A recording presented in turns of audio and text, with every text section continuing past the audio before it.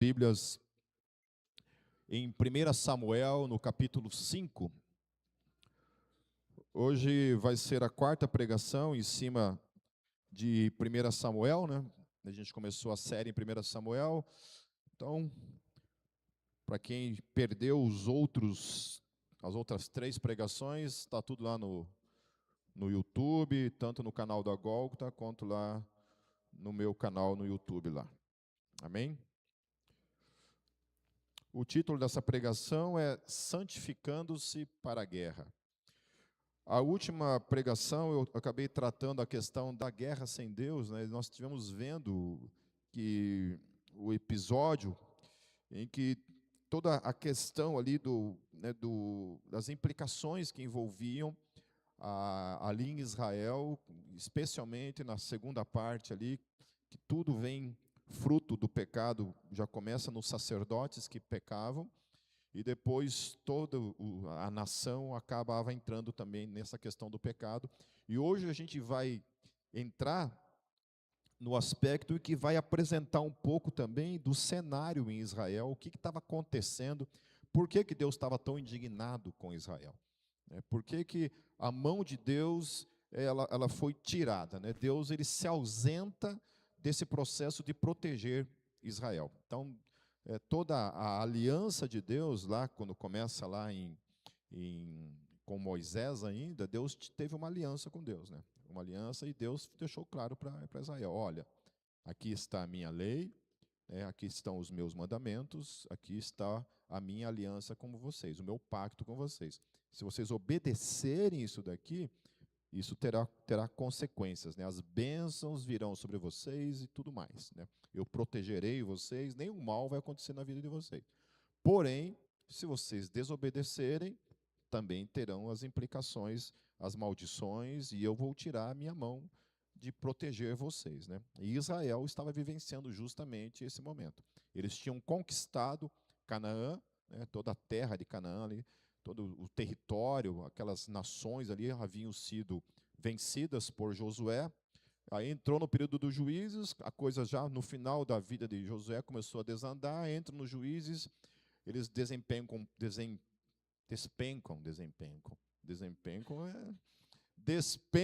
um pouco mais, e aí entra agora no tempo de Samuel, né, do profeta Samuel, e aí a coisa está mais feia ainda, né, porque daí não era só o povo, os próprios sacerdotes estavam corrompidos, né, então não era mais a nação, os próprios sacerdotes tinham se corrompido, então a coisa tinha chegado realmente a um limite de corrupção. E aí os filisteus atacam Israel, e Israel vai para a guerra, morre ali um número pequeno até de homens, porém quando eles decidem usar a Arca da Aliança como uma espécie de amuleto, eles pegam a arca e falam: agora a gente vai vencer.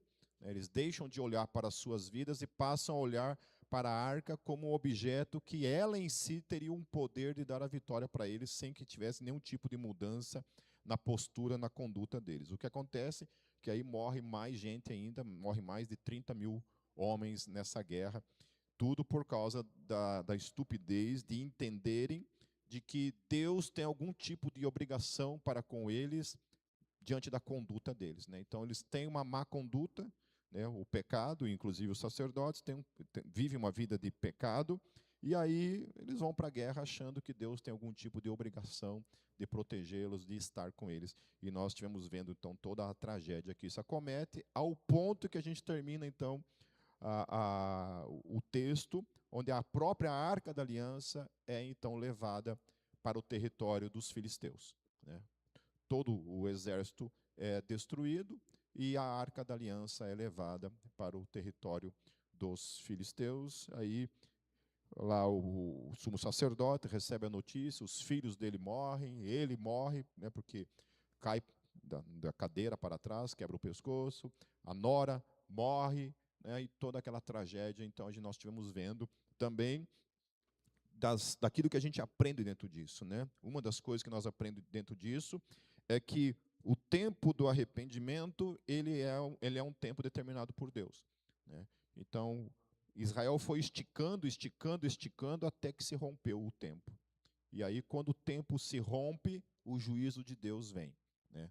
E isso também pode se aplicar nas nossas vidas, né? Às vezes Deus está chamando, olha, se arrependa, muda de vida, muda de conduta, você precisa mudar a tua postura. Deus vai falando isso com a gente.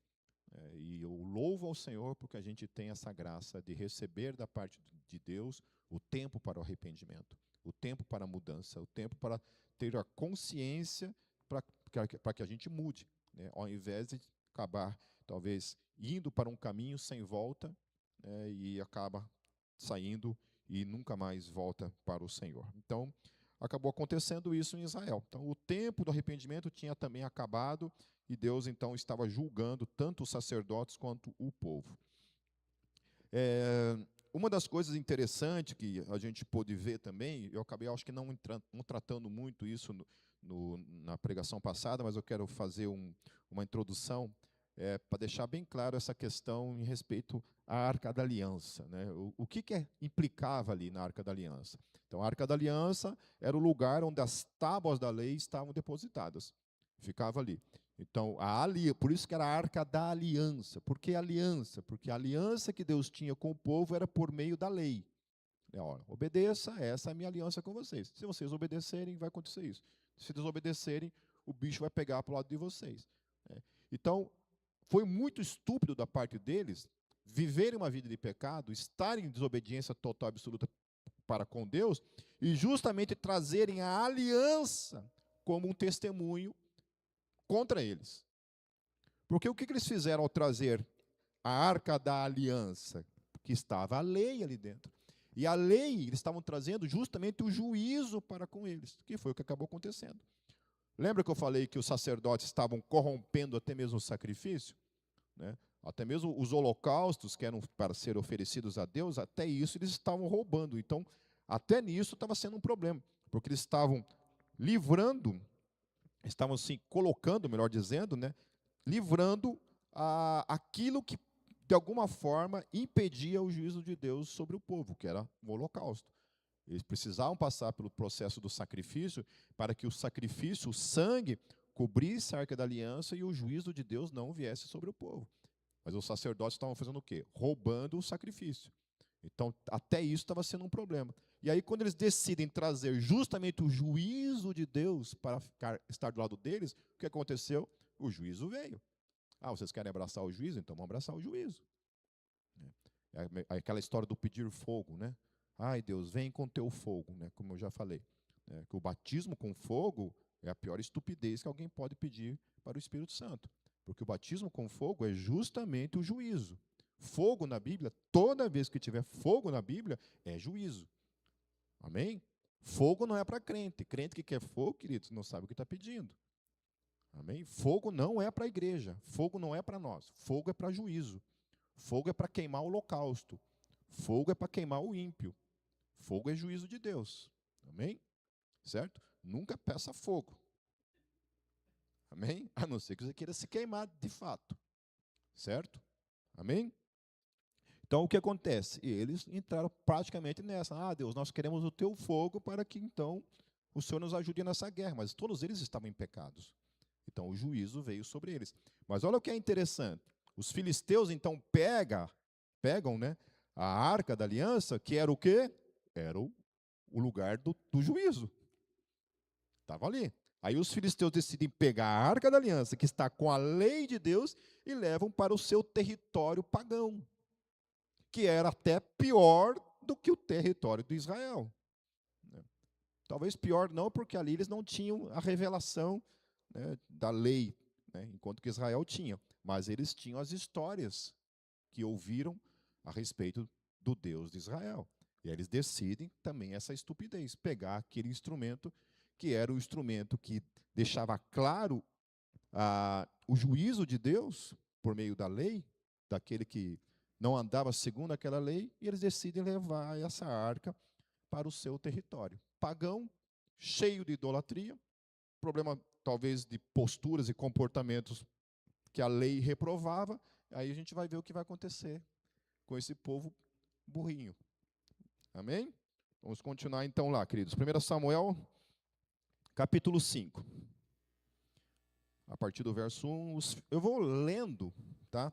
É um texto um pouco comprido, e às vezes, minha introdução é de 1 hora e a pregação de 3 horas. Então, vamos ver se eu consigo fazer essa pregação em 2 horas hoje. Vamos lá. Os filisteus, pois... É brincadeira, viu, visitantes? Estou brincando. Antes que você finja que vai no banheiro e saia pela porta e não volte nunca mais, né? Os filisteus, pois, tomaram a arca de Deus e a trouxeram de Ebenezer a Asdod. Tomaram os filisteus a arca de Deus e a colocaram na casa de Dagom e a puseram junto a Dagom. Então, ó, já começou aí. Então, eles pegam a arca da aliança, a aliança da lei, que era aquilo que julgava o pecado, julgava a humanidade, traz aquilo e coloca dentro do templo do seu deus Dagom. Esse deus Dagom, eu fui dar uma olhada, como é que deve ser esse deus Dagom? E aí, na arqueologia, como é que ele era representado? Esse deus Dagom, ele era metade peixe e metade humano. Era tipo um sereio. Né? Era uma fantinha, né? Metade sereia, né? Então, ele era desse jeito. Esse era o Dagom. Tá? Dagom era uma criatura bem esquisita, mas aí esse era o tal do Dagom. Então, levantando-se, porém, de madrugada, no dia seguinte, os de Asdod, eis que Dagom estava caído com o rosto em terra, diante da arca do Senhor. E tomaram a Dagom e tornaram a pô-lo no seu lugar. Então, a primeira coisa que acontece, na primeira noite ali, eles vão lá no templo, o Dagom está de cara caída ali, né? O deus dele já está ali derrubado. Continuando, e levantando-se de madrugada, no dia seguinte, pela manhã, eis que Dagom jazia caído, com o rosto em terra, diante da arca do Senhor, e a cabeça de Dagom e ambas as palmas das suas mãos estavam cortadas sobre o limiar, somente o tronco ficou a Dagom. Então, só a parte sereio que ficou, o resto ali, né, foi por água abaixo, certo? Por isso, nem os sacerdotes de Dagom, nem nenhum de todos os que entram na casa de Dagom, pisam o limiar de Dagom em Asdod até o dia de hoje. Então, isso é uma coisa interessante, né? Porque a experiência que os filisteus tiveram com a Arca da Aliança causou esse trauma nos caras, que os caras nem no templo de Dagom quiseram entrar depois. Isso é o testemunho que Samuel está falando aqui. Que aquela experiência tinha sido tão terrível que os caras nem queriam mais entrar no templo do Deus deles. Eu acho interessante isso, né? Porque a gente vê nas Escrituras, até aqui pelo menos, que Deus é assim, né? Deus gosta de humilhar, né? Ele gosta, entendeu? Deus não é um pouquinho humilde nessas questões, né? Quando ele chega para esculhambar algum outro Deus, ele esculhamba mesmo, não quer nem saber. Né? Para mostrar para ele, olha, vocês são um bando de ignorantes, adorando esse tipo de Deus. Né? Que é o que ele faz, por exemplo, com os deuses do Egito. Né? E aqui ele está fazendo com os deuses dos filisteus. Né? E depois, continuando. Porém, e aí não bastasse isso, porém a mão do Senhor se agravou sobre os de Asdod, e os assolou, e os feriu com hemorroidas, em Asdod e nos seus termos. Vamos falar a verdade. A gente acha que Deus é amor, né? Você acha que isso é amor, gente? Você acha que isso é amor? Hemorroidas. Eu, graças a Deus, não vou expor minhas intimidades aqui, mas não passo por essas questões. Mas a gente sabe que quem passa por essas questões sabe o quão terrível é. Né? E aqui fala que todo mundo entrou nesse processo, né, de estar vivenciando hemorroidas por tudo que é lado. Só de falar essa palavra já dá um arrepio na gente. Então, imagina ali, todo mundo estava com hemorroidas para tudo que é lado. Né? Então, vendo os homens de Asdod, que assim foi, disseram, não fique conosco a arca de Deus de Israel, pois a sua mão é dura sobre nós e sobre Dagom, nosso Deus. Então, não somente o Deus Dagom tinha sido esculhambado por Deus, mas o povo estava sendo esculhambado também. Vocês não queriam lei? Vocês não queriam juízo? Está aí. Ó. Isso que significa abraçar o juízo de Deus. Isso que significa abraçar a mão do juízo de Deus. E aqui Deus foi misericordioso até então. Até aqui a mão de Deus estava sendo misericordiosa de certa forma. Porque Deus não estava matando eles, mas estava causando neles um dano para que eles percebessem quem era o Deus de Israel. Isso é um chamado ao arrependimento. Eu não sei como é que funciona com vocês, mas às vezes Deus me chama de umas maneiras meio doloridas. Às vezes eu preciso sentir dor, sofrer, para acordar para a vida. Então, os chamados de Deus, muitas vezes, Ele pode nos chamar por meio da pregação, né, por meio de uma palavra, de uma música, né, uma frase. Esses dias eu estava vendo lá no Instagram, apareceu uns vídeos lá sobre reflexão, assim, cara, muito legal, aquilo é um chamado, né? Então você recebe esses chamados, esses lampejos do chamado de Deus na nossa vida. Só que muitas vezes a gente ignora isso. Às vezes a gente dá as costas para isso. Então tem momentos em que a gente precisa realmente passar pelo sofrimento, pela dor, para acordar para a vida, né? Eu sempre falo para Deus, por favor, me ajude a não passar por isso. Que não seja preciso eu passar por esses caminhos da dor e do sofrimento para acordar para a vida, né? Mas a gente nem termina de orar, a gente já está ignorando a nossa própria oração, né? Aquilo que a gente fala, né? Ontem eu estava tendo uma conversa com um casal, onde ele está tendo tá numa crise de fé em relação a Deus, o cristianismo e tudo, né? E o que acontece? Ele praticamente toda a vida foi criado dentro de uma teologia triunfalista e legalista, né? Então, as duas coisas mais extremas da fé cristã, né? Uma é o triunfalismo, que é aquela coisa de crente não pode sofrer, crente não pode passar por problema financeiro, crente não pode ficar doente, crente não pode isso, crente não pode aquilo. Isso é o triunfalismo, né? O crente não pode passar por dor e sofrimento, né? Se você está passando por dor e sofrimento, é alguma coisa de pecado na tua vida. Então, é a consequência do pecado. Amém? Certo? Então, é isso. Esse é um tipo de conceito que vem da teologia triunfalista. E, por outro lado, também o legalismo. Então, tudo era pecado, tudo era o diabo. Tudo é culpa do diabo. Então, qualquer coisa que acontece na sua vida, ou é fruto do pecado, ou é o diabo causando na sua vida. Então, tudo era o diabo. Então, né, para quem se converteu nos anos 90, vivenciou muito esses conceitos de pecado assim para tudo, né? Então, ali nos anos 90, a gente não podia usar cruz, porque a Bíblia fala que maldito aquele que foi pendurado no madeiro. Então, a cruz era maldição. De fato, era maldição, mas uma cruz de verdade, né? Uma cruz de madeira, né? Onde o cara era pregado ali. Aquilo eram, né, os marginais, os bandidos, os criminosos eram pendurados no madeiro. Por isso que Jesus foi pendurado no madeiro, porque ele se fez criminoso no nosso lugar. Porque nós somos os criminosos da história. E Jesus se fez criminoso no nosso lugar, ao se colocar no nosso lugar naquela cruz. Certo? Amém? Então não podia usar uma cruz, né? O símbolo da paz lá da pomba, né? Então tinha todo um monte de significado, né? Significado, aquilo lá significava a cruz invertida, né? Então era assim, era uma coisa absurda. Eu assisti um documentário chamado A Era do Medo. Tentei achar o abençoado desse documentário, nunca mais achei o documentário. Graças a Deus também, né? Acho que Deus ficou tão indignado. Deixa lá, porque era assim, e era um monte de mentiras. Isso que era o pior. Era um monte de crente falando um monte de mentiras. Só que a gente novo na fé não tinha discernimento e acreditava em tudo que estava sendo dito ali, né? Por exemplo, o cara lá pegou uma música de uma banda chamada Dead Kennedys, que tem uma parte da letra que fala assim, I kill children, né? Eu mato crianças. Mas o Jello Biafra está falando na letra? Ele está justamente falando do ponto de vista de um cara que mata crianças, mas ele não está defendendo o assassinato de crianças. Não é isso que está falando.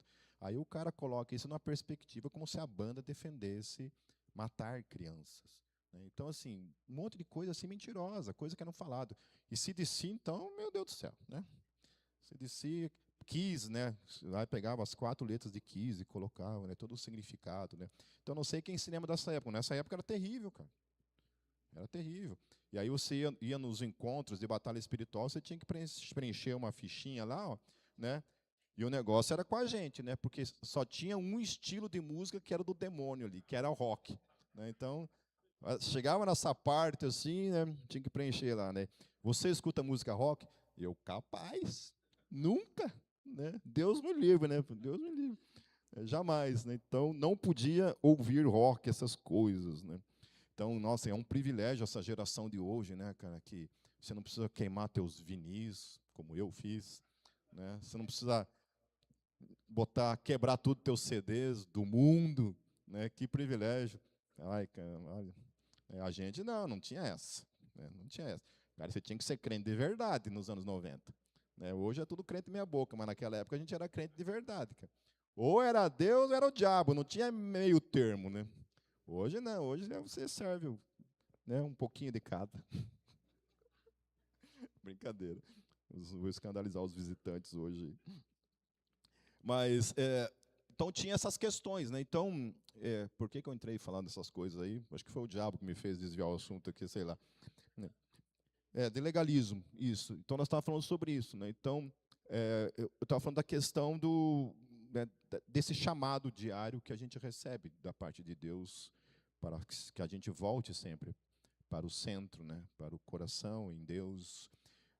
Eu sempre converso muito com a minha esposa sobre isso, né? Quase toda semana a gente tem esse tipo de conversa, de falar assim, puxa vida, né? de acordar para algumas coisas para a vida, né? E especialmente no quesito a vida de oração, especialmente, porque uma das coisas que eu estava falando para essa pessoa era isso, falei assim, que a vida cristã ela não é comportamental, né? Porque a pessoa aprendeu essa questão de triunfalista, né? Então, portanto, né, não é permitido o sofrimento, e aí também a questão legalista, então não é permitido fazer absolutamente nada. Eu falei, isso são distorções do Evangelho, porque o Evangelho ele não se foca na questão comportamental, mas sim na questão relacional. O Evangelho é relação, o Evangelho não é comportamento. O comportamento ele é uma consequência da relação, e não o contrário. Então, procura-se fazer o caminho contrário. Primeiro eu me comporto, e aí eu me aproximo de Deus. Então, Deus não nos recebe por causa do nosso comportamento, né? Como a gente vai ver aqui, em algumas questões aqui, a gente vai ver mais para frente. Deixa eu avançar aqui, queridos, porque senão a gente vai realmente demorar demais. Aí, vendo então os homens de Asdod, que assim foi, disseram, não fique conosco a arca de Deus de Israel, pois a sua mão é dura sobre nós e sobre Dagon, nosso Deus. Então, só para pontuar uma observação aqui, quando fala aqui nosso Deus, no hebraico está qual palavra? Deus ali. Elohim. Certo? Então, mais uma vez, para deixar claro que o nome, a palavra Elohim, ela é uma palavra genérica para se referir a Deus. Assim como Deus também é uma palavra genérica, utilizada para se referir a outros deuses que não sejam o verdadeiro, também Elohim é a palavra para usar para Deus e também para os deuses que não são o Deus verdadeiro. Ok? Por isso enviaram mensageiros e congregaram a si todos os príncipes dos filisteus e disseram, que faremos nós da arca de Deus de Israel? E responderam, a arca do Deus de Israel será levada até Gat. Assim levaram para lá a arca de Deus de Israel. E sucedeu que assim que levaram, a mão do Senhor veio contra aquela cidade com muito grande vexame, pois feriu aos homens daquela cidade, desde o pequeno até o grande, e tinham hemorroidas nas partes íntimas. Foi o método que Deus utilizou ali para quebrantar aquele povo, né? Aonde a arca ia, hemorroida na galera, né? Não tinha outra coisa, né? Não tinha outra doença.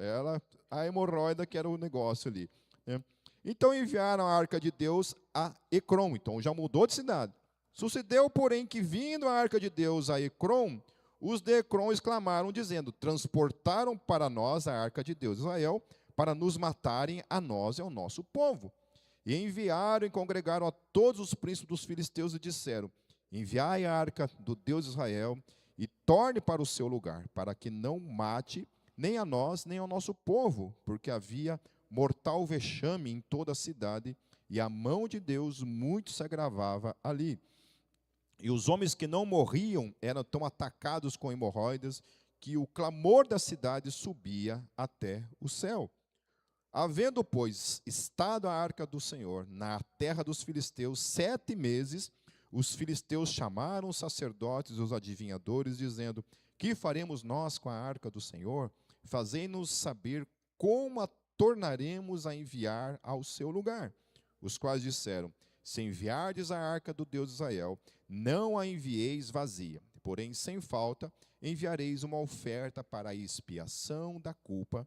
Então sereis curados, e se vos fará saber por que a sua mão se retira de nós. Então, uma coisa que eu achei interessante no texto é essa consciência da oferta pela culpa que havia entre os filisteus, né? Provavelmente os filisteus já estavam sendo influenciados de alguma forma pela religião judaica, né? Pelos conceitos de sacrifício que também havia em Israel. Então, de alguma forma, eles tinham essa consciência da oferta pela culpa. Ou então, dentro da religião filisteia, havia também a prática da oferta pela culpa. Então, desde os primórdios, a gente vê desde Abel, em todas as religiões, o conceito de sacrifício, de holocausto, está presente. Desde uma tribo, né, uma tribo lá inóspita, até as civilizações. Sempre houve esse conceito da divindade e de que nós tínhamos que pagar algum tipo de tributo, algum tipo de holocausto para com a divindade, né? Alguns faziam sacrifícios humanos, né? Outros ofereciam outros tipos de sacrifício. E em Israel havia a questão do cordeiro que era oferecido. Então disseram: qual a expiação da culpa que havemos de enviar? E disseram, segundo o número dos príncipes dos filisteus, 5 hemorroidas de ouro e 5 ratos de ouro, porquanto a praga é uma mesma sobre todos vós e sobre todos os vossos príncipes. Fazei, pois, umas imagens das vossas hemorroidas e dos vossos ratos que andam destruindo a terra, e dai glória ao Deus de Israel. Porventura aliviará a sua mão de cima de vós, e de cima do vosso Deus, e de cima da vossa terra. Então, aqui começa todo esse... Eu estou com uma vergonha de ficar falando hemorroida toda hora aqui, vou mudar essa palavrinha aqui, sei lá, alguma coisa. Mas, aqui eles, então, é colocado para eles fazerem, né, algumas questões que representavam justamente aquilo que eles estavam sofrendo como juízo, né? Uma questão fisiológica, para não falar a palavrinha, né?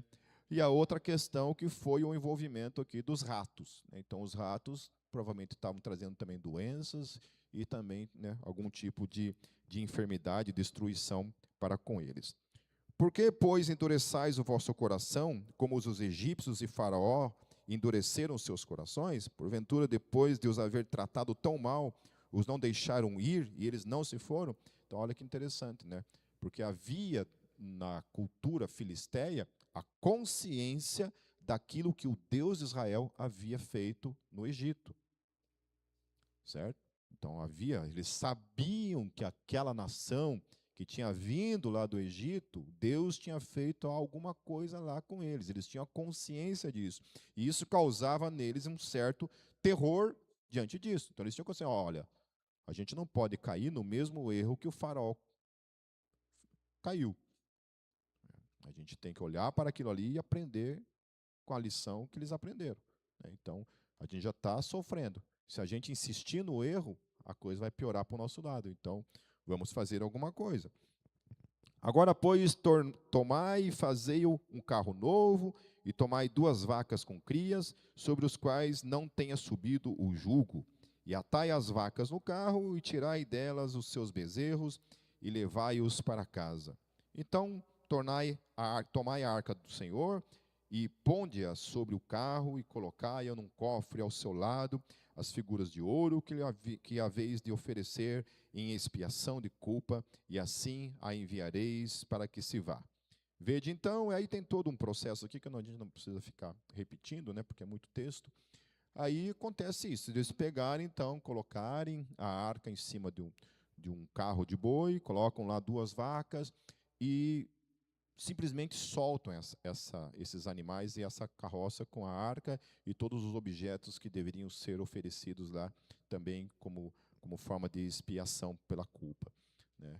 E ali o texto fala que se aqueles animais tomassem a direção de Israel, eles iam entender que tinha sido o Deus de Israel, então, que tinha acometido sobre eles todos aqueles males, né? Se aqueles animais não tomassem essa direção e fossem para outra direção, eles iam também entender que foi simplesmente uma coincidência entre o tempo em que a arca estava ali e tudo que estava cometendo sobre eles.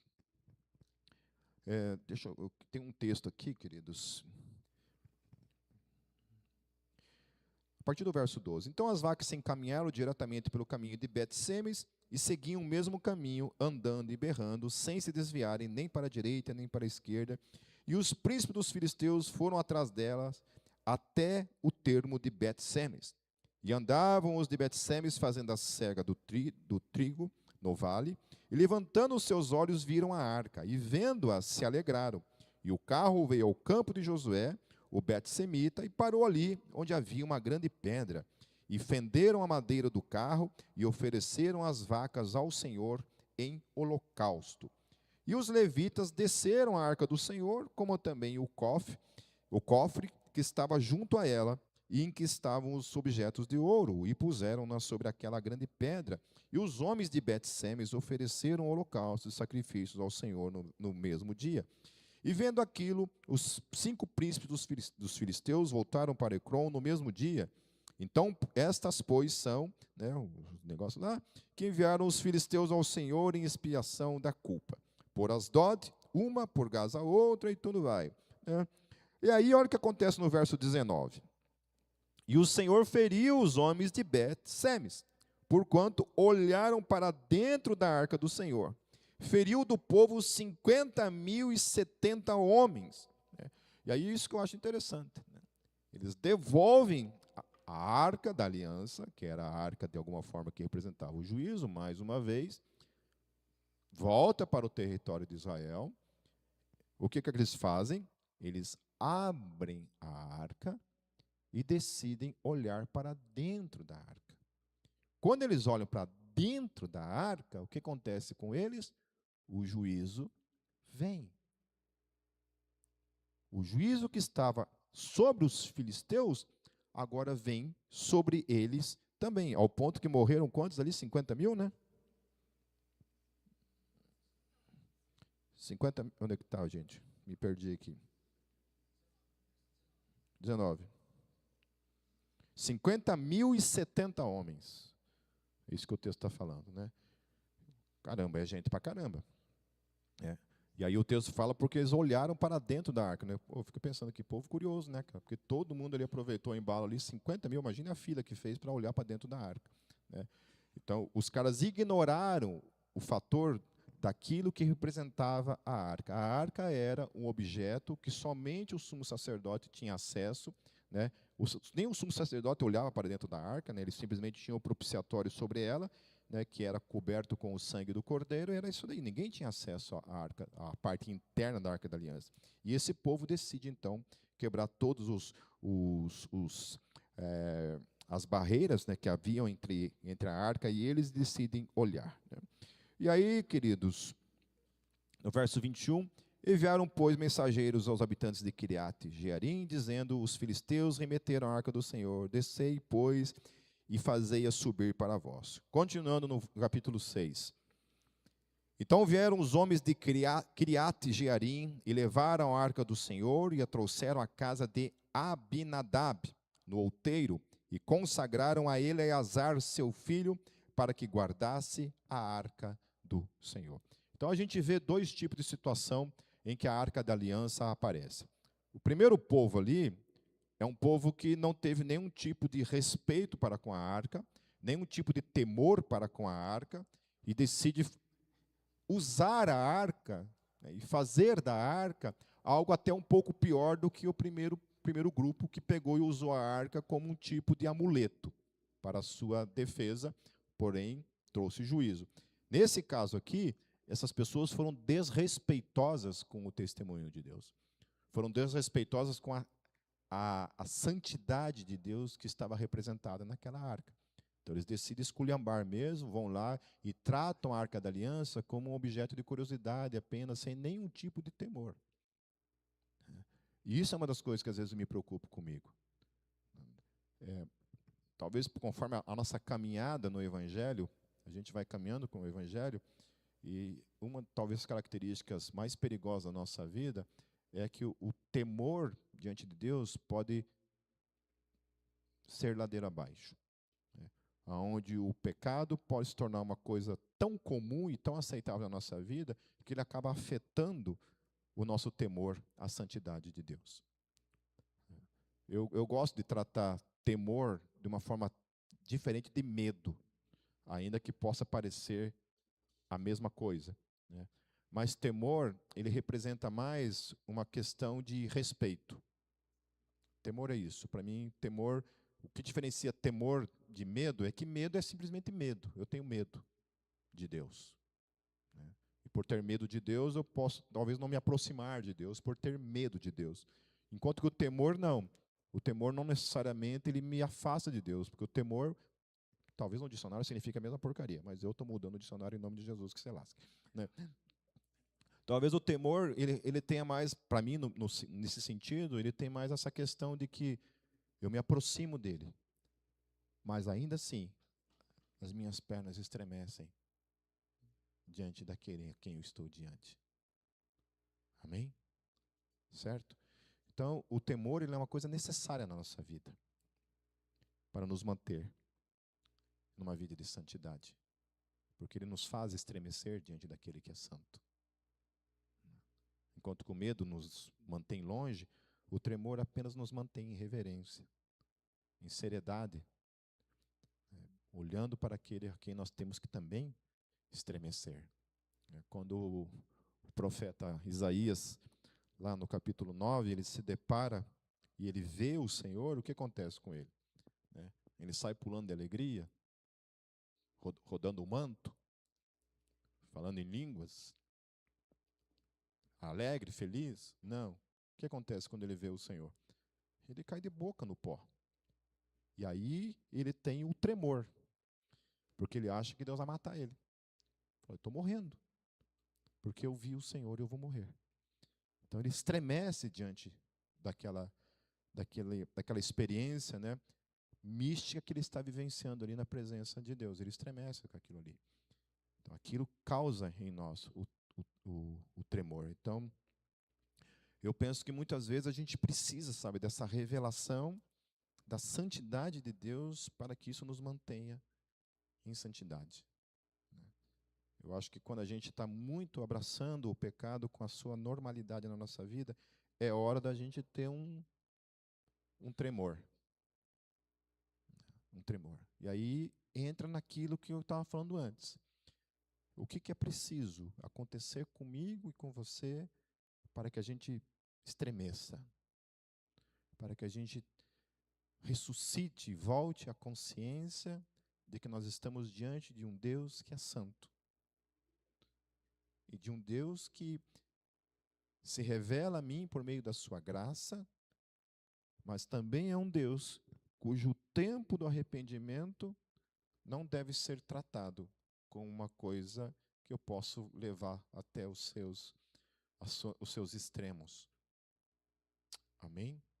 Porque nessa de nós esticarmos a corda, pode acontecer dessa corda ser rompida e a gente se lascar. Por isso que glórias a Deus, que o nosso Deus é esse Deus que está o tempo todo falando para a gente, acorda. Por isso a importância disso daqui. Porque enquanto eu estou ministrando para vocês, não pense que eu estou aqui falando numa posição diferente da de vocês. Enquanto eu estou falando para vocês, o Espírito Santo está falando para mim assim, para você também, miserável. Você também é esse que precisa estar. Então eu louvo a Deus por isso. Porque para mim é um privilégio receber essas exortações da parte do Espírito aqui. Independente de quem esteja pregando. Se é o Lucas que está pregando, eu saio daqui e vou para casa refletindo na palavra. E aquilo me chama todas as vezes. Independente se é o Brunello, se é o Dieter, quem seja que esteja pregando. Para mim, sempre é um momento em que para mim é um privilégio. Essa é a palavra. É o privilégio de que o Espírito está me dando mais uma vez um privilégio de falar ao meu coração. Né? Daí um monte de gente pode falar: não precisa de igreja, né? Eu busco a Deus em casa. Tá, a igreja não é um lugar para buscar a Deus. Eu não venho na igreja para buscar a Deus. Né? Até é um conceito talvez errado isso, né, que a gente tem. Obviamente que existe também o, uma, um aspecto da busca, né, da palavra, do louvor, né, que a gente vem com essa expectativa, tal, né, de que o culto, né, seja cheio da presença de Deus, e muitas vezes isso também, nós temos uma herança errada que vem também do pentecostalismo, talvez, que muitos de nós talvez tenhamos vivenciado, é esse conceito de que Deus esteve presente porque a gente sentiu vários arrepios ou chorou na hora do culto, né? Isso é um conceito errado. Claro que isso não é proibido, isso pode acontecer. Mas eu conheço pessoas que nunca sentiu um arrepio, de verdade. Que às vezes a gente conta histórias aqui de experiências, né? O Lucas estava contando as experiências dele domingo passado, que tiveram experiências místicas, experiência de sentir, né? De não somente de sentir, mas às vezes, né? O Lucas falando de que caiu, né? Foi derrubado pela experiência que ele vivenciou. Eu sei de pessoas que falaram para mim: Pipe, eu nunca senti um arrepio. Nada, nada. Nunca senti um arrepio. Nada. Mas para mim isso que é incrível. Uma pessoa que nunca sentiu um arrepio e crê. Continua crendo que Deus é uma realidade. Entende? Enquanto que eu conheci diversas pessoas. Sério, gente. Sentiu arrepio. Deu mortal para trás de tão cheio da presença de Deus. E hoje, sabe, estão adorando Satanás. Não estão em lugar nenhum. Por quê? Porque toda a experiência era baseada justamente nesses arrepios e não no fundamento da palavra. Porque independente do que eu sinto, eu não sinto, é uma das coisas que eu estava falando ontem para essa pessoa, era isso. Independente do que eu sinto ou não sinto, a palavra de Deus, a pessoa de Jesus é real. Então, eu não sinto que a Kátia existe. A Kátia existe. E eu me relaciono com uma pessoa que é real, independente do que eu sinto. Então, a relação com Jesus e com o Deus vivo, ela independe daquilo que eu sinto ou não. Amém? Porque isso também é muito subjetivo, de cada pessoa. Isso, falando das experiências. Então, a relação com Deus, ela é uma relação real, viva. Né? Então, ela não depende de arrepios. Né? Não depende disso. E eu acho que eu já falei algumas vezes para vocês sobre a experiência que eu tive sobre a questão da noite escura da alma, né? Que talvez tenha sido uma das ações mais maravilhosas de Deus na minha vida. Para quem não sabe o que é a noite escura da alma, é praticamente uma depressão espiritual. Né? Enquanto que a depressão, qualquer pessoa pode vivenciar ela, independente da sua espiritualidade ou não, a noite escura da alma, ela é denominada como uma depressão espiritual. Né? Enquanto a depressão comum, ela acontece nas áreas das emoções, a noite escura da alma acontece no espírito, né? Na sua espiritualidade. E aí, eu, como sou uma pessoa de muitos sentir, quando eu passei pela noite escura da alma, era assim, eu vinha para o culto, nem um arrepio. Eu era muito chorão, não chorava mais. Lia a palavra, nada. Nem um arrepio, nada. E eu passei por isso. Falei, cara, será que o Espírito Santo vazou? Me deixou a sós comigo mesmo? Né? Eu entrei numa crise.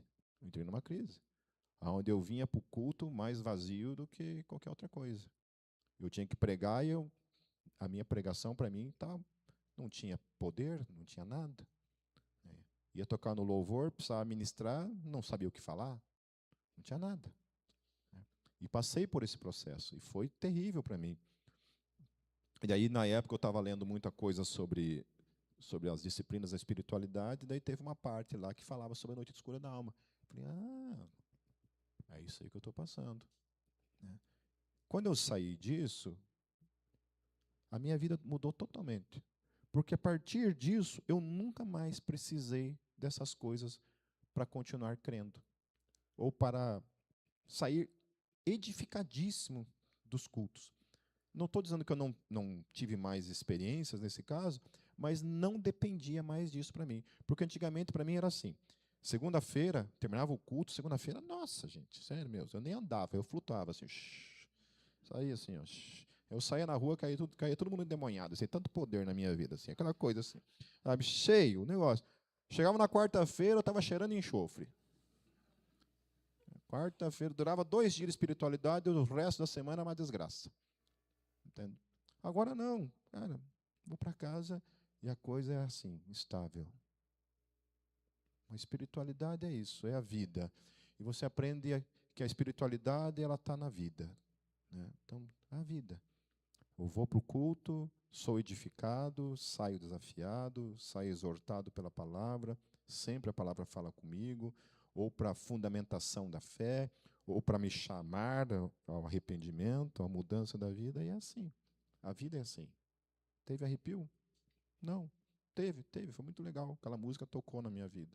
Aquele momento da palavra, tal, mas é isso aí. A espiritualidade é isso. Então, uma das coisas que a gente ensina aqui nessa igreja é isso, que a tua espiritualidade, primeiramente, está fundamentada na palavra, na verdade da palavra, e não na experiência. Porém, a experiência, ela está disponível, sim, mas ainda assim, ela é algo subjetivo. Por que eu falei dessa questão da herança? Porque dentro da herança pentecostal, o Lucas estava falando sobre isso, né? A experiência ela é muito necessária, não somente necessária, ela é quase que vital. E ela é quase que vital e ela é quase que uma evidência de que, de fato, você conhece a Deus. Então, se você não tem a experiência mística, você não conhece a Deus. Como que isso se dá? Como se dá a evidência de que você tem uma experiência real com o Espírito Santo? Se você fala em línguas, por exemplo. Então, imagine eu, que nunca falei em línguas, e vem dessa herança de experimentar pessoas que falavam em línguas para tudo que é lado e eu não falava. De eu buscar isso, jejuar, fazer de tudo para que, de alguma forma, recebesse o dom de línguas, e Deus não me deu. Né? O Lucas caiu lá no evento lá, né? Eu nunca caí. Né? Então você imagina, a igreja inteira caída lá e eu lá, né? Me derrube, Senhor, por favor. Pule com os 2 pés no peito. E eu abri meus olhos assim. Teve vezes, gente, que eu confesso que eu caía. Eu me jogava para não passar vergonha. Eu não, senão os caras vão querer expulsar o demônio de mim. Eu já era roqueiro, ainda por cima. Viu o que o rock faz? Ó? Todo mundo cai, menos o metaleiro desgraçado que não cai. Né? Aí eu não passava vergonha, não. Me jogava lá. Depois, até fingia lá uns labachúria, não sei o que lá, para não passar vergonha. Né? Amém?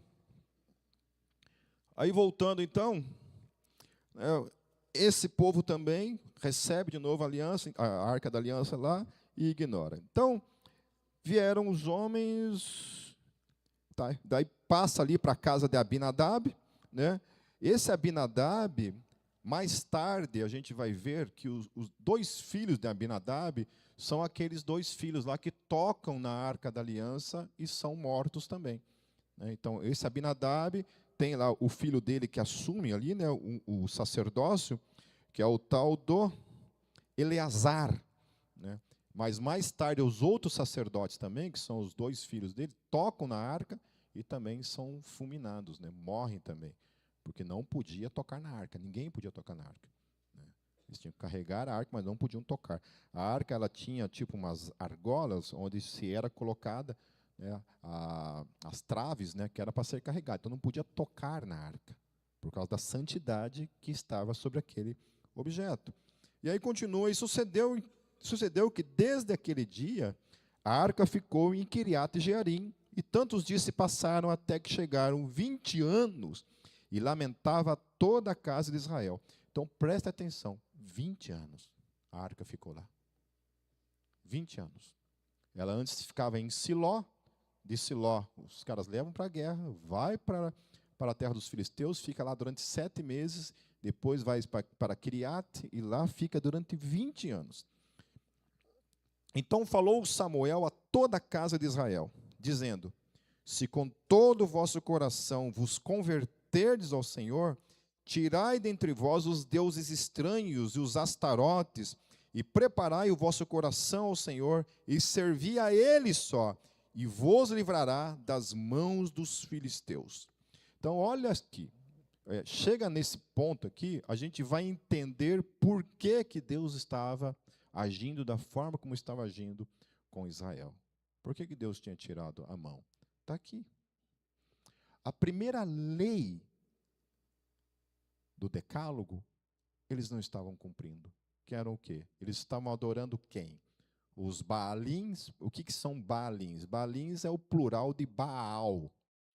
Então, os Baalins, cada território dos filisteus, eles tinham os seus Baalins, que eram quase que o deus local, né? Era uma representação de Baal local. Eles faziam pequenas estatuetas que representavam Baal, e eles deixavam especialmente nos montes, né? Por isso que você vai ver depois, Israel, gente, a partir daqui, houveram várias revoluções religiosas, né, de santificar-se em relação a esses deuses, mas diversas vezes Israel vai voltar para o mesmo hábito, e especialmente em relação aos Baalins.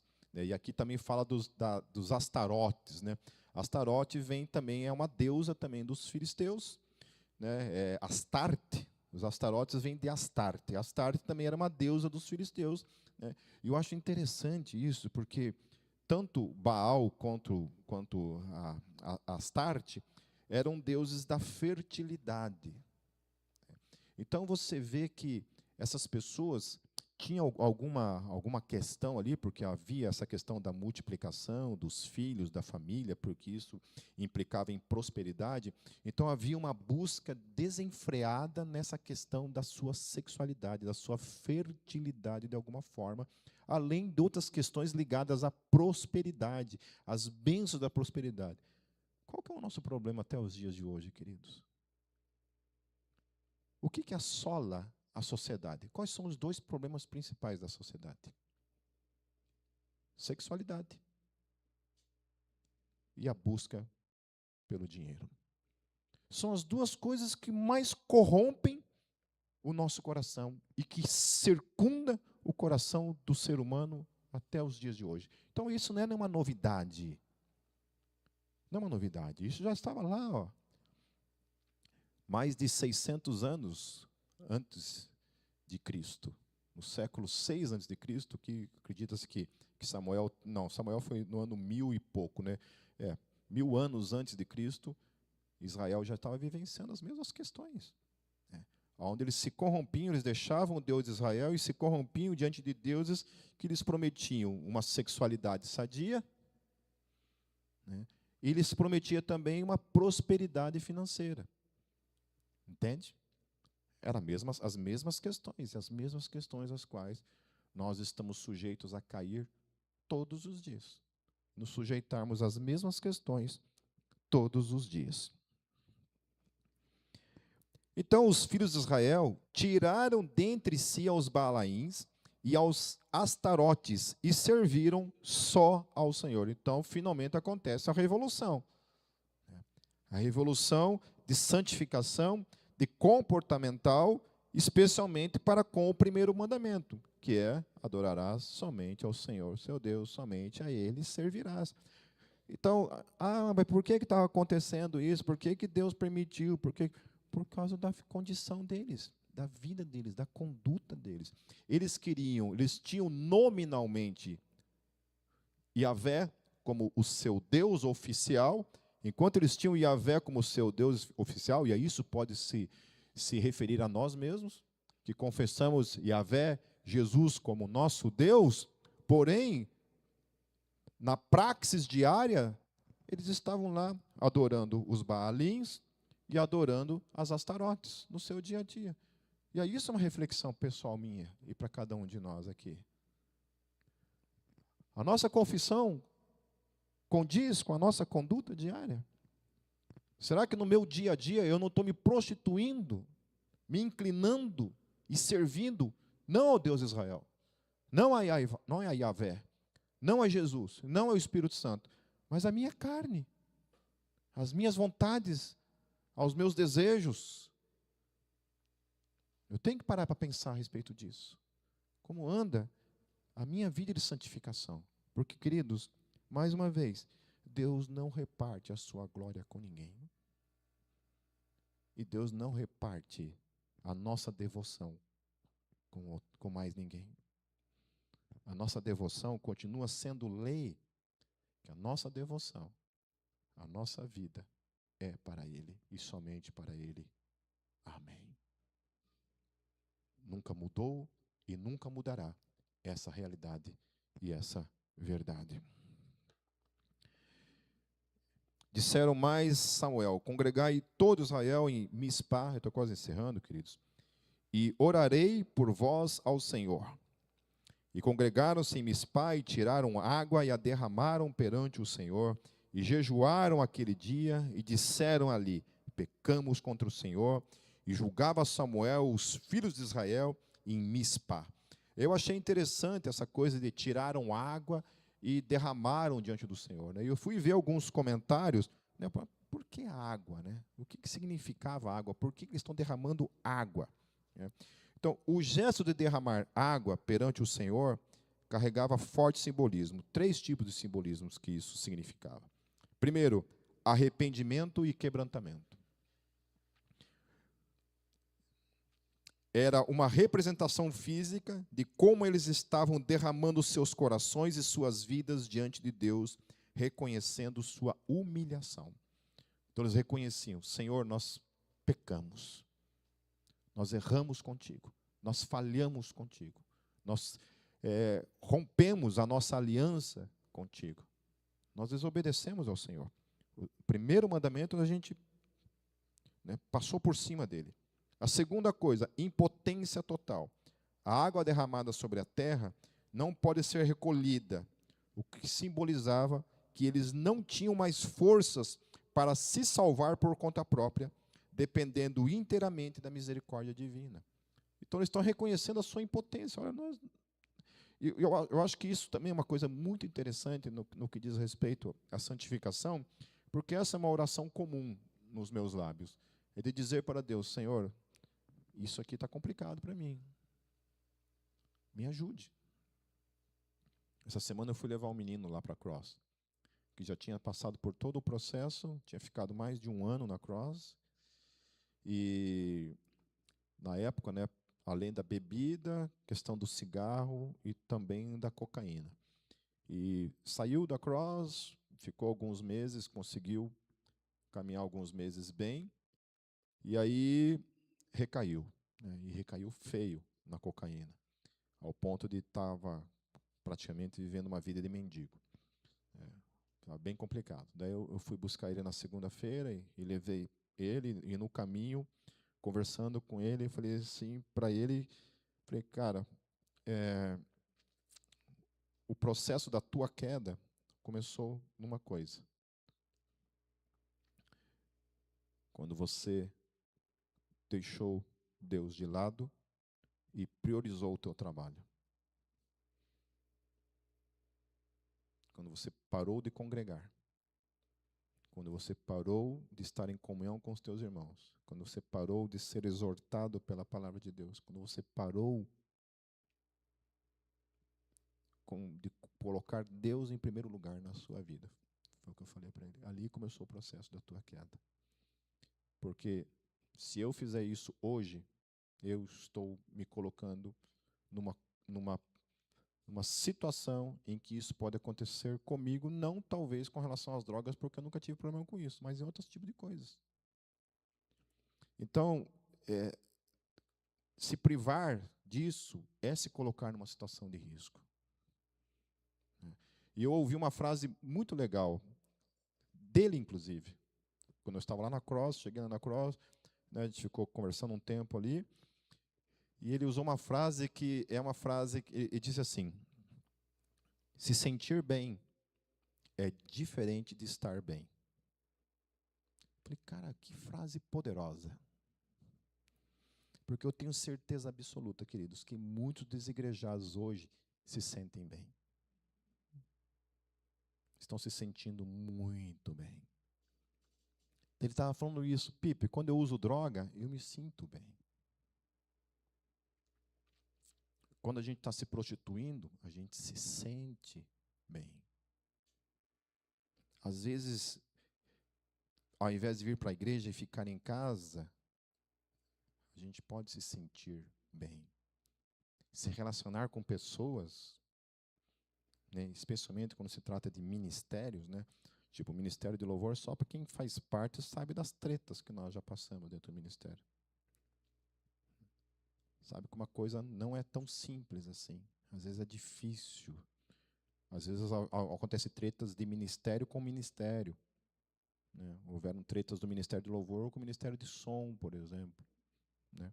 Às vezes pode acontecer as tretas, né? As coisas. Então, se sentir bem não significa necessariamente estar bem. E às vezes estar bem pode implicar em se sentir mal. Porque muitas vezes eu estive aqui com vontade de dar uma de reverendo Moon, levar vocês para um retiro, dar um suquinho de uva envenenado para todos vocês e mandar vocês para os quintos dos infernos. Né? Muitas vezes eu fui tentado a isso. Né? Fui procurar até a fórmula, como matar uma igreja inteira num retiro. Né? Por isso que eu não tenho mais retiro, o pessoal descobriu os meus planos maquiavélicos. Mais uma vez, visitantes, eu estou ironizando. Não saia daqui falando assim, pá, fui lá na igreja, lá o pastor queria matar todo mundo, né? Amém? Amém? Você sabe que toda brincadeira tem um fundo de verdade, né? Então...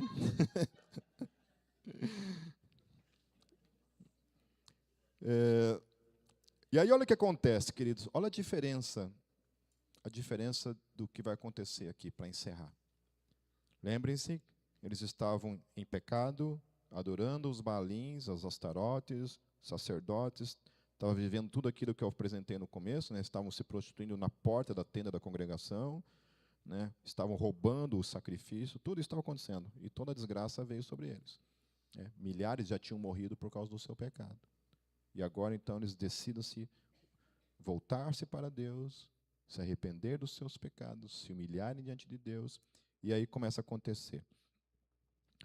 Ouvindo, pois, os filisteus que os filhos de Israel estavam congregados em Mispá, subiram os maiorais dos filisteus contra Israel.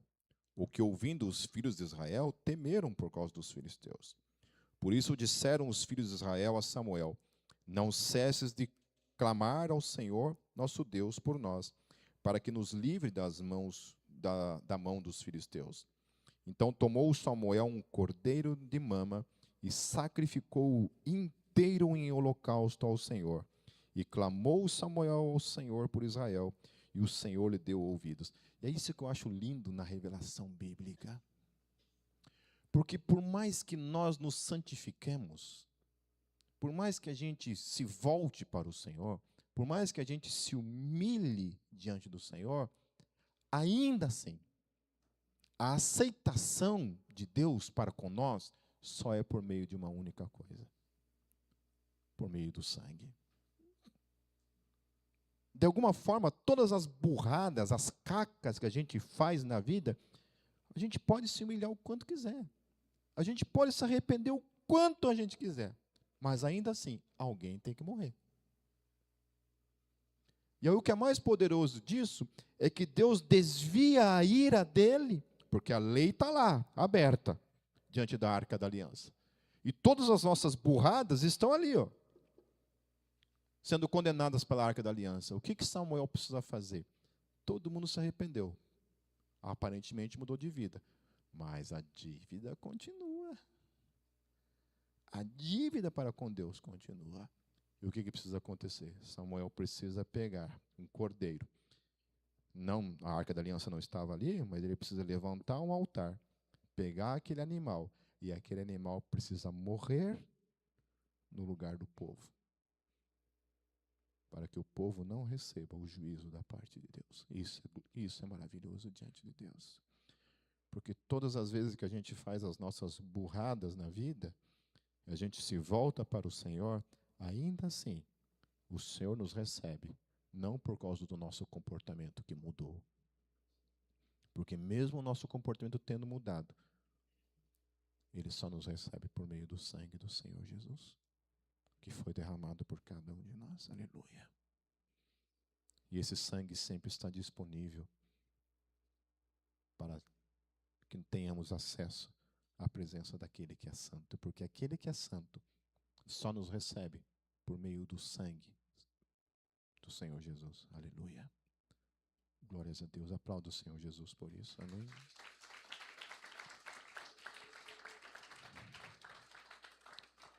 E aí olha só o que acontece. E sucedeu que, estando Samuel sacrificando o holocausto, os filisteus chegaram à peleja contra Israel.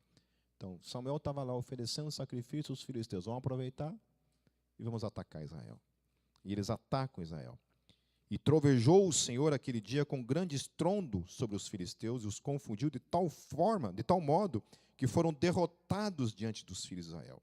E os homens de Israel saíram de Mispá e perseguiram os filisteus e os feriram até abaixo de Bet-car. Então tomou Samuel uma pedra e a pôs em Mispá e Sem, e chamou o nome dela Ebenezer, e disse: até aqui nos ajudou o Senhor. Assim os filisteus foram abatidos e nunca mais vieram aos termos de Israel, porquanto foi a mão do Senhor contra os filisteus todos os dias de Samuel. Aleluia. Aleluia. E as cidades que os filisteus tinham tomado a Israel foram restituídas a Israel, desde Ecrom até Gate, até os seus termos. Israel arrebatou da mão dos filisteus, e houve paz entre Israel e entre os amorreus. E Samuel julgou a Israel todos os dias da sua vida. E de ano em ano rodeava a Betel e a Gigal e a Mispá, e julgava Israel em todos aqueles lugares. Porém voltava a Ramá, porque ali estava a sua casa, e ali julgava Israel, e edificou um altar ao Senhor. Aleluia, porque aqui nós aprendemos duas coisas, meus queridos. Assim como a gente viu que não se vai para a guerra sem Deus, que é estupidez, não existe vitória sem Deus, não existe vida vitoriosa sem Deus. Aqui nós aprendemos que com Deus, caminhando com Deus, a coisa é diferente. A coisa é diferente. Então, duas coisas necessárias. Primeira, uma vida de santificação, arrependimento, mudança, ouvir o chamado de Deus e buscar a mudança para a vida. Segunda coisa, estar fundamentado sobre a verdade máxima da fé cristã, que é o poderoso sangue de Jesus, que está sobre as nossas vidas, que nos purifica de todo o pecado todos os dias. Debaixo dessas duas questões, eu estou debaixo do sangue do Senhor Jesus, e eu procuro vivenciar uma vida que glorifica o Senhor na minha vida. Uma das coisas que eu falei para essa pessoa, que essa questão do comportamento, então, eu fiz uma pergunta. Eu sou fiel a Kátia, né, porque entrou nessa questão de falar do inferno, né? Eu sou fiel à minha esposa por medo de ir para o inferno? Ou sou fiel à minha esposa porque eu amo ela? Qual é a resposta?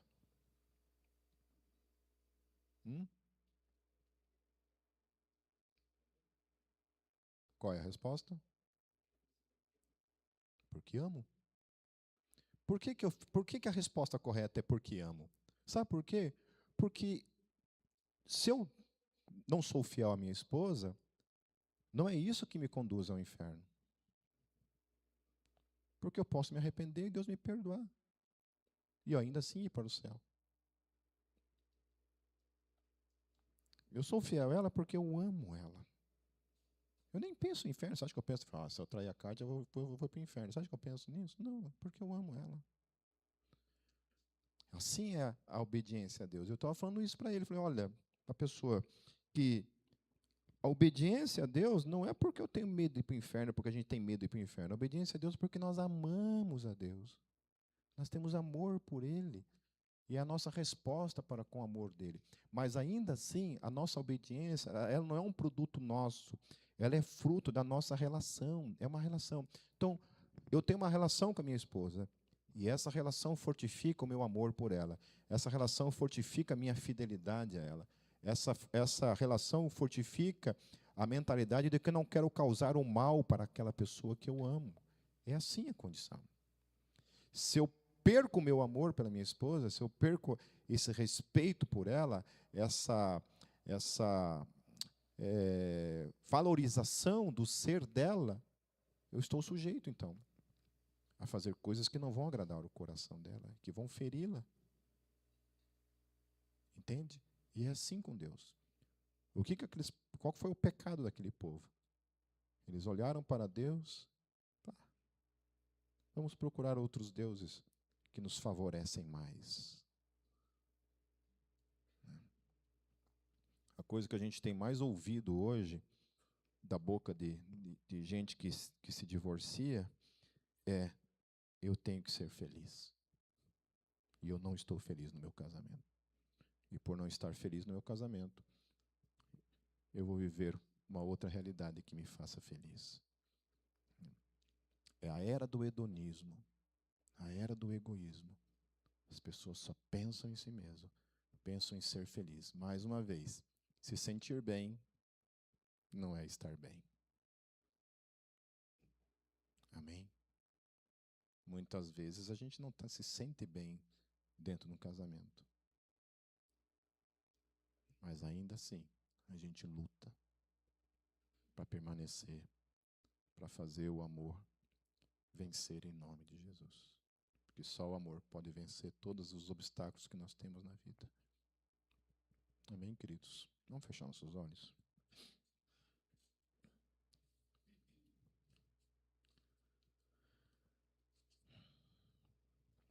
Mais uma vez nós recebemos da parte de Deus a graça de ouvir o seu chamado para a nossa vida. Chamado para que nós o busquemos, chamado para que Ele seja de fato e ocupe de fato a primazia no nosso coração, a devoção do nosso coração, a confiança do nosso coração, o descanso do nosso coração, a fé.